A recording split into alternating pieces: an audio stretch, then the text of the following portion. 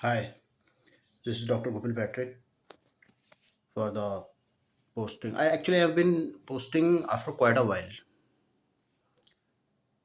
and there's no such reason that I do not want to make videos. Like I said from my earlier videos, I want to create videos for my sake, such that my memories of the thought through which I exhibit through my words are stored in digital form. That's the main reason.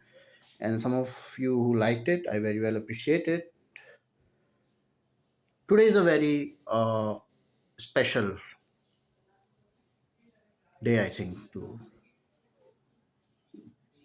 make a video about a thing that I am thinking constantly that I should need to express and express and express for a quite a while now. Of course, there are things going on in this world which are totally inhuman.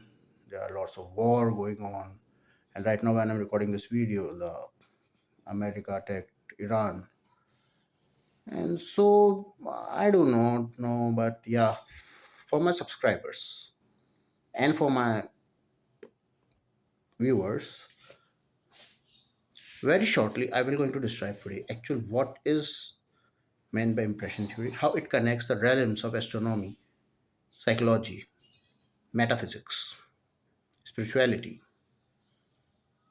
and seems like the theory of everything on the philosophical background.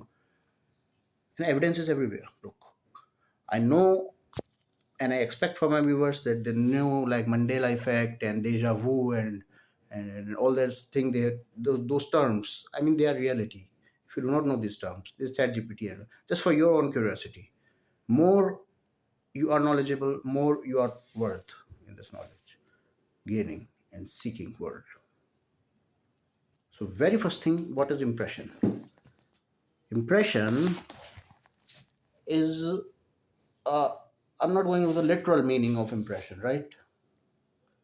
Impression is something, the information your brain store.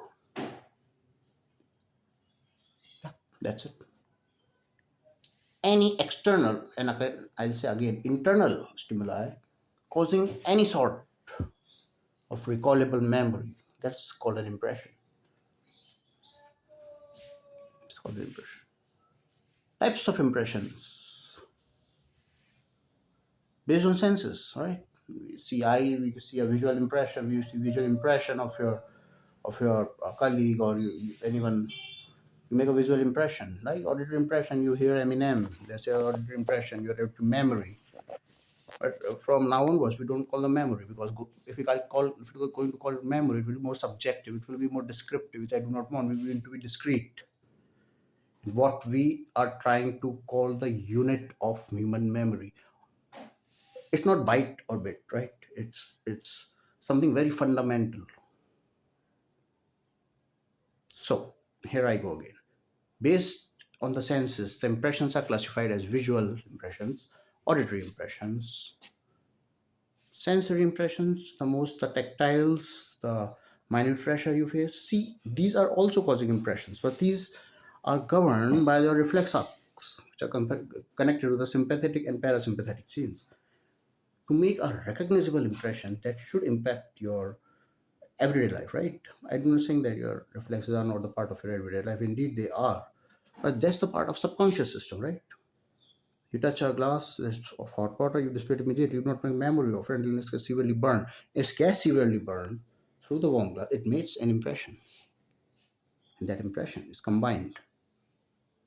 We'll get to combined impressions later. So basically, we have two broad types of impressions. The human optic nerve is very broad, right? It's the broad. So the most strong impression we make is the visual impressions. Second, we make the auditory impression. Combine that, you get a film, you get a strong impression. That will be a unit impression, like of movie, like of any movie, right? Of Dhurandhar, that was a combined movie. That was the effect of whatever you gain, right? I have told the term effect. Now that's a totally different term. Maybe someday, it happens. Sometimes you forget the story of a movie, but you get the impression that it was good. You forget the minute details, the thing you make that movie special. You forget them 10 years after that. But still, there's something that makes that movie special, the good or bad. That's a strong impression, and there are reasons for it. There are reasons for it. So, very beginning, if I talk about the sensory impressions you make, right? So, doctors all over here know that the visual pathway ends in the visual cortex, calculi and sulcus. So, there is also a process by which the impression is made, right? But in today's video, I just want to, sum up how this very, very tiny physical reflexes ongoing create the life itself. And that life itself is metaphysical, my friends. Belief, God, after death, we'll cover everything because this thing, this memory, stays after your death. Yeah, that's true. And that's not metaphysical at all. For the evidence, you will find it yourself in your life. You'll feel the effect. As far as I know. And where impression theory is in the, it's always been in an evolutionary phase since the 12th class I've been building it. But ninth class, 12th was the day I finalized it. Alright, so enough for the video, I think. And the way it connected to the dark energy, the entanglement to the basic concept of free will in philosophy, to the very large language model in the world, to the very heart of conscience, so we call it the given thing, right? So that's all, and keep watching. Today we have discussed in the summary, in the nutshell, about what is the definition of impression. Anything recognizable stimuli which alter your process of getting more impressions out of it, or thought process, what we call it. Any impression, any memory is called an impression. It has can be most two pair pathways by the human. Yeah, the external impressions, the external sensory impressions are auditory and the visual. Auditory and visual, these are the two basic things, basic external stimuli we get the impression.